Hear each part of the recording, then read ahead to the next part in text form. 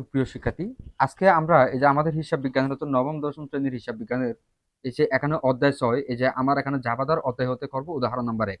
তাহলে আমার আগে এই যে এখানে একটা জাভাদা করতে গেলে আমরা আমরা শিখবো একটা জাভাদা আজকে কিভাবে করা হয়। তাহলে উদাহরণ ১-এ যে প্রশ্নটা দেওয়া আছে, জনাব নীলা চৌধুরী, তাহলে নীলা এন্টারপ্রাইজের মালিক। এখানে ২০১৭ সালের মার্চ মাসে তার ব্যবসায়ের কতিপয় লেনদেনের নিম্নরূপ। এখানে এই যে এখানে আমার কত সালে এই যে মার্চ মাসে যে হচ্ছে লেনদেন গুলো হয়েছিল, এখানে আমার কিছু লেনদেন দেওয়া আছে। এখন এখান থেকে আমরা জাবাদা করব। এখন যদি জাবাদা করতে গেলে এই জাবাদার ছক, তাহলে আমার এখন হচ্ছে জাবাদার ছক গুলো কিভাবে করে আগে এই যে আমরা এখানে হচ্ছে জাবাদার ছক শিখি।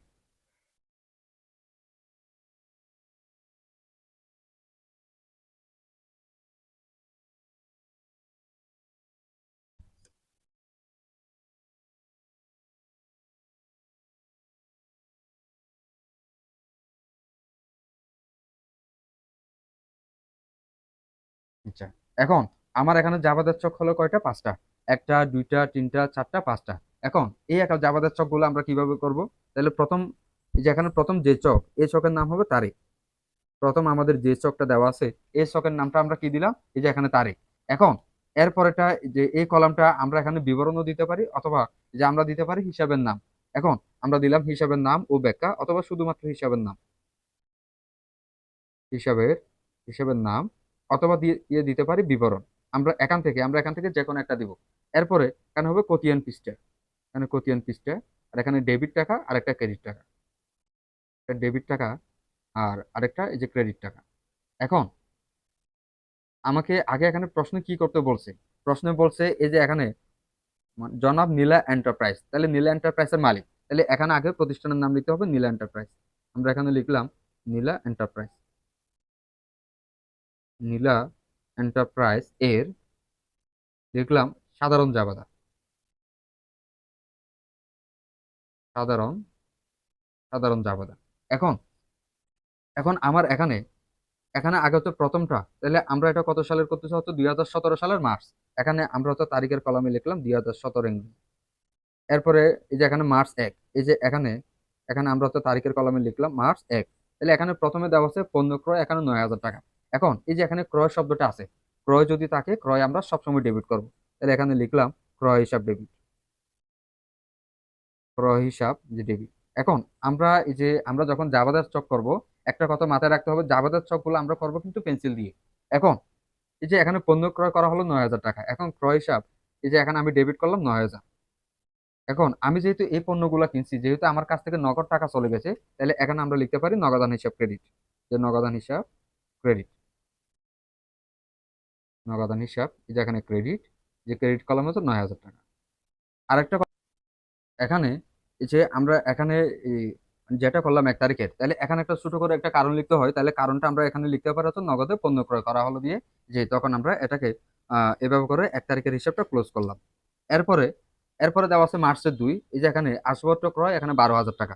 তাহলে লিখলাম মার্চের ২। আসবাবপত্র ক্রয়, আমরা জানি ক্রয় করলে ক্রয় সবসময় ডেবিট, কিন্তু যদি কোনো সম্পদ ক্রয় করি, ওই সম্পদের নাম দিয়ে আমরা ডেবিট করব। তাহলে সম্পদটা কি ক্রয় করলাম? আসবাবপত্র। লিখলাম আসবাবপত্র হিসাব, আসবাবপত্র হিসাব ডেবিট। তাহলে আসবাবপত্র কত টাকার সম্পদ ক্রয় করলাম? এই যে এখানে ১২,০০০ টাকা, আমরা এটা লিখে ফেললাম। এখন আসবাবপত্র যে কিনলাম, আমার কাছ থেকে নগদ টাকা চলে গেল, তাহলে এখানে আমরা লিখতে পারি নগদান হিসাব ক্রেডিট, নগদান হিসাব ক্রেডিট। তাহলে এখানে আমরা ছোট করে যে একটা কারণ লিখতে পারি, কারণটা কি হচ্ছে? নগদ টাকায় আমরা হচ্ছে আসবাবপত্র ক্রয় করলাম। তাহলে এই যে এখানে ক্রেডিট, তাহলে ১২,০০০ টাকা। আচ্ছা,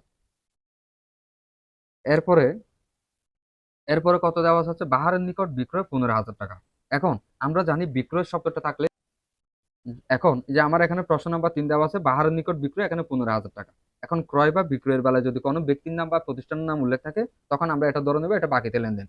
এখন বিক্রয়ের বেলায় যদি বাকি হলে, এখন আমি বাকিতে বিক্রয় করছি, তার মানে এখন আমি কারো না কারো কাছ থেকে টাকা পাচ্ছি। এখন আমি যদি কারো কাছ থেকে টাকা পাই, ওই ব্যক্তির নাম হবে দেনাদার। এখন এখানে আমরা লিখলাম দেনাদার হিসাব ডেবিট। এখন লিখলাম যেখানে দেনাদার হিসাব, যেখানে দেনাদার হিসাব ডেবিট। তাহলে কত টাকা? ১৫,০০০ টাকা। এখন যে এখানে বিক্রয় ছিল, বিক্রয় সবসময় ক্রেডিট, তাহলে বিক্রয় কি হবে? সবসময় ক্রেডিট। লিখলাম বিক্রয় হিসাব ক্রেডিট, যেখানে ১৫,০০০ টাকা। আচ্ছা, এখন আহ এরপরে কি দেওয়া আছে? মার্চের কত তারিখ? তাহলে মার্চের ৭। মার্চের ৭ কত তারিখ দেওয়া? এই যে এখানে কি দেওয়া আছে? ব্যাংকে জমা দান। তাহলে এখানে ব্যাংকে জমা দান কত টাকা দেওয়া আছে? ৮,০০০ টাকা। এখন আমি আগে মার্চের 7টা লিখলাম। এখন ব্যাংকে জমাদান করছি কত টাকা? 8,000 টাকা। তাহলে এখানে টাকা কে পাইলো? এখানে টাকা পাইলো ব্যাংক। তাহলে এখানে যে টাকা পাবে সে ডেবিট। এখানে লিখলাম ব্যাংক হিসাব ডেবিট। এখানে ব্যাংক হিসাব, ব্যাংক হিসাব ডেবিট। তাহলে ব্যাংক কত টাকা পাইলো? 8,000 টাকা। আচ্ছা, এবার তাহলে আমার কাছ থেকে নগদ টাকা চলে গেল, নগদান হিসাব ক্রেডিট। লিখলাম যে নগদান হিসাব ক্রেডিট, নগদান হিসাব ক্রেডিট। আচ্ছা, যে কত লিখলাম? 8,000 টাকা। এরপর এটা ক্লোজ করে ফেললাম। এরপরে পয়েন্ট কত আসছে? মার্চের 9, যে বাকিতে পণ্য ক্রয়। আগে এই যে এখানে ক্রয় আছে না, যে এখানে ক্রয় যেহেতু আছে, আগে আমরা ক্রয় সবসময় ডেবিট দিয়ে ফেলবো। তাহলে মার্চের 9, তাহলে ক্রয় হিসাব ডেবিট, ক্রয় হিসাব এই যে এখানে ডেবিট। তাহলে আমার এখানে কত টাকা ছিল? যে বাকিতে পণ্য ক্রয় এখানে 5,000 টাকা। এই জন্য এখানে আমি আগে 5,000 টাকাটা লিখে ফেললাম ক্রয় হিসাব ডেবিট। এখন আমি যেহেতু বাকিতে কিনছি, এখন তার মানে কেউ না কেউ এখন আমার কাছ থেকে টাকা পাচ্ছে। এখন ক্রয়ের বেলায় যদি কেউ আমার কাছ থেকে টাকা পায়, ওই ব্যক্তির নাম হবে পাওনাদার। এই জন্য এখানে পাওনাদার হিসাব ক্রেডিট করলাম।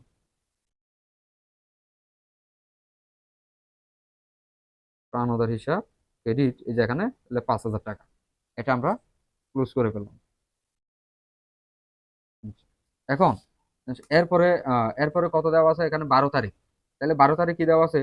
কুরিন সঞ্চিতি হতে ধার্য করা হলো 2,000 টাকা। কুরিন সঞ্চিতি যেখানে ধার্য করা হলো হচ্ছে, তাহলে কত টাকা? 2,000 টাকা। তাহলে কুরিনটা যেহেতু ক্ষতি, তাহলে আমি আগে কুরিন হিসাব ডেবিট দিয়ে ফেললাম।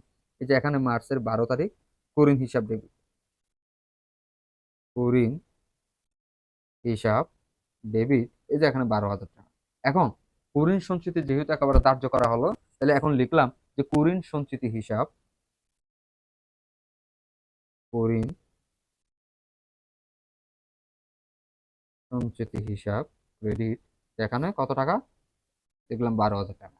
আচ্ছা, এবার এটা আমরা ক্লোজ করে ফেললাম। এরপরে এরপরে আমার এখানে প্রশ্ন আর কি দেওয়া হচ্ছে? 15 তারিখ। কুরিন হিসাবে হচ্ছে অবলোপন করা হলো 1,000 টাকা।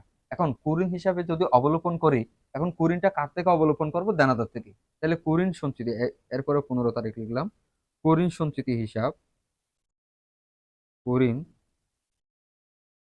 সঞ্চিতি হিসাব ডেবিট 1,000 টাকা। তাইলে এটা কার থেকে হলো? দেনাদার থেকে। দেনাদার হিসাব ক্রেডিট। লিখলাম যে দেনাদার হিসাব, দেনাদার হিসাব ক্রেডিট। তাহলে কত টাকা? যে 1,000 টাকা। আচ্ছা, এটা আমরা এভাবে টেনে দিলাম। বুঝলে?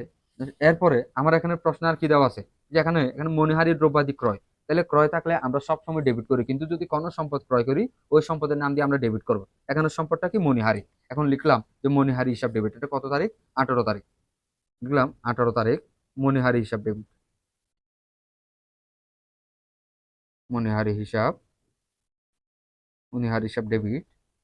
আরেকটা হলো যে আমি যেহেতু এই যে এখানে মনিহারি গুলো কিনছি, নগদ টাকা কিনছি, তাহলে নগদ টাকা চলে গেছে।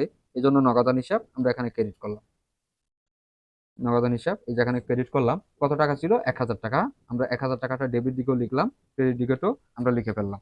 ঠিক এখন একইভাবে, একইভাবে হচ্ছে লাস্ট আরেকটা আছে। এটা কোনটা? যে কর্মচারীদের বেতন প্রদান। এখানে যদি কোনো খরচ হলে ওই খরচের নাম দিয়ে আমরা ডেবিট করি। তাহলে যদি কোনো খরচ হয়, এখানে খরচের নাম দিয়ে আমরা ডেবিট করি। এখানে খরচের নাম কি? বেতন। তাহলে এখানে যেহেতু কর্মচারীদের বেতন দিছি, তাহলে এই যে এখানে লিখলাম এটা কত তারিখ ছিল? যে মার্চের 30 তারিখ। তাহলে বেতন হিসাব ডেবিট, এখানে বেতন হিসাব, বেতন হিসাব ডেবিট। এখন কর্মচারীদের বেতন যেহেতু নগদ টাকায় প্রদান করছি, তাহলে নগদ টাকা চলে গেল, নগদান হিসাব ক্রেডিট, নগদান হিসাব ক্রেডিট। এখন এটা আমরা এভাবে করে যে এটা এটা আগে ক্লোজ করে ফেললাম। এখন এখন আমরা এই যে পুরো অঙ্কটা যদি ক্লোজ করতে যাই, এখন আমাদেরকে এখানে করতে হবে কি? যে এটা টান দিয়ে দিলাম। এখন আমার হচ্ছে ডেবিট টিকেট টাকা আর ক্রেডিট টিকেট টাকা, এই দুইটা টাকা আমরা যোগ করবো। তাহলে এই দুইটা টাকা যোগ করলে কত হয়? 60,000 টাকা। আর এখানেও 60,000 টাকা। আমরা যেহেতু এটা জাবেদা করতেছি, আমার এখানে জাবেদা ডেবিট দিকের টাকা আর ক্রেডিট দিকের টাকা, এই দুইটা টাকা অবশ্যই সমান হবে। তাহলে এখন আমরা নিচে লিখতে পারি, সুতরাং এই যে আমার এই জাবেদার ফলাফল মানে 60,000 টাকা, এটাই আমাদের উত্তর।